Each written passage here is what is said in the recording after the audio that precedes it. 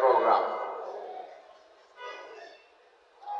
নির্বাচন আমাদের জন্য খুবই একটি গুরুত্বপূর্ণ বিষয় ছিল, কিন্তু নির্বাচন পরবর্তী যে সরকার গঠন হয়েছে, আমরা প্রত্যাশা করেছিলাম এই সরকার যে অঙ্গীকার করেছে, জনগণের সাথে যে অঙ্গীকার করেছে, রাজনৈতিক দলগুলোর সাথে যে কমিটমেন্ট করেছে, জাতির সাথে যে অঙ্গীকার করেছে, তারা ক্ষমতায় গিয়ে সে অঙ্গীকার বাস্তবায়ন করবে।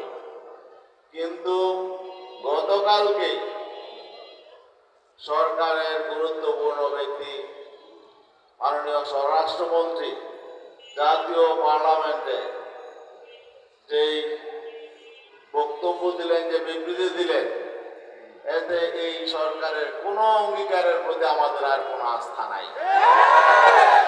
কারণ তিনি স্পষ্ট বলেছেন তারা নির্বাচনের স্বার্থে জুলাই সনদে স্বাক্ষর করেছেন, অঙ্গীকার করেছেন। তাহলে তারা যে অঙ্গীকার করেছেন সেটা তারা এখন মনের থেকে করেন নাই, আন্তরিকভাবে করেন নাই, ইচ্ছাকৃতভাবে করেন নাই, এটিও বলে দিলেন। তাহলে তারা জনগণের সাথে যে অঙ্গীকারগুলো করলেন, কোন অঙ্গীকার কোন স্বার্থে করেছেন সেটা তো আমরা জানি না। কাদের স্বার্থে কোন অঙ্গীকার করেছেন, তাহলে আমরা কিভাবে তাদের উপর আস্থা রাখব? তারা নির্বাচনে, আমরা তাহলে বুঝতে পারি নির্বাচনে যাওয়ার জন্য বিভিন্ন রকম ধোঁকাবাজি করেছেন। তারা নির্বাচনে বিজয় অর্জন করার জন্য আর কোন কোন অঙ্গীকার করেছেন এটাও তো আমাদের সন্দেহ। তারা নির্বাচনী বৈতরণী পার হওয়ার জন্য কোন রাষ্ট্রের সাথে গোপনে কি অঙ্গীকার করেছেন এটাও তো আমাদের এখন সন্দেহের বিষয়। এটা জাতিকে হতাশ করেছে। একটি দায়িত্বশীল রাজনৈতিক দল জাতীয় পার্লামেন্টে দাঁড়িয়ে জাতীয় কথা বলতে পারে না, কারণ জুলাই সনদ এটা জাতীয় সনদ, এটা জাতির আশা আকাঙ্ক্ষার প্রতিফলন এখানে ঘটেছে। এখানে জাতীয় ঐক্যবদ্ধভাবে সনদ করেছে। এখন আপনারা বললেন এই সনদ আপনারা স্বাক্ষর করেছেন নির্বাচনে যাওয়ার জন্য। এটা তো এক ধরনের প্রতারণা। আজকে শ্রমিক দিবসে দাঁড়িয়ে আমরা বলছি দেশের অর্থনীতি বিপর্যস্ত, অর্থনীতি পুনর্গঠনের জন্য, অথচ আজকে আমাদের দেশের দ্রব্যমূল্য ঊর্ধ্বগতিতে মানুষ দিশেহারা। তেল সংকট, বিদ্যুৎ সংকট, এ সমস্ত সংকটের দিকে তাদের নজর নেই সস্তা জনপ্রিয়তার জন্য। হ্যাঁ, আপনাদের এগুলো ভালো কাজ, আপনাদের নির্বাচন অঙ্গীকার আপনারা করবেন, কখন করবেন? আগে অর্থনীতি পুনর্গঠন করেন, মৌলিক সমস্যার সমাধান করেন, তারপরে এগুলো বাস্তবায়ন করেন।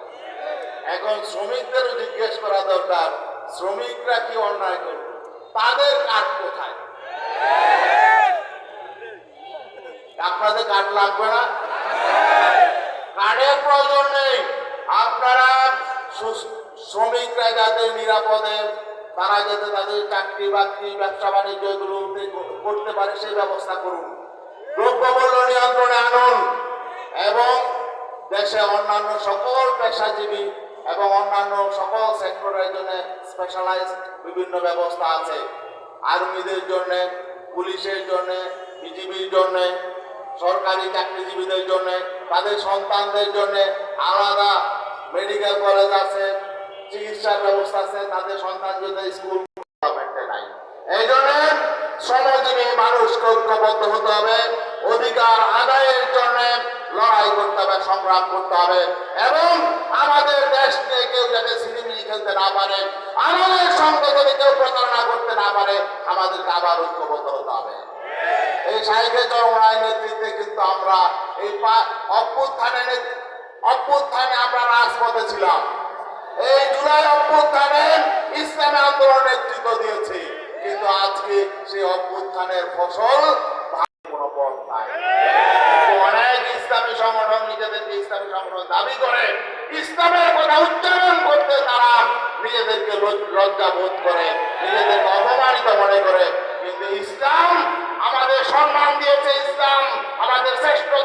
মানদণ্ড হলো ইসলাম। অতএব ইসলাম প্রতিষ্ঠার জন্য আমরা কাজ চালিয়ে যাব।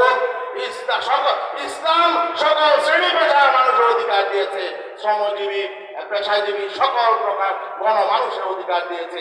যতক্ষণ পর্যন্ত ইসলাম প্রতিষ্ঠা না হবে আমরা আমাদের পূর্ণাঙ্গ অধিকার পাবো না। এই জন্য আসুন আমরা ইসলাম প্রতিষ্ঠানের আন্দোলনে শরীক হই। আসসালামু আলাইকুম।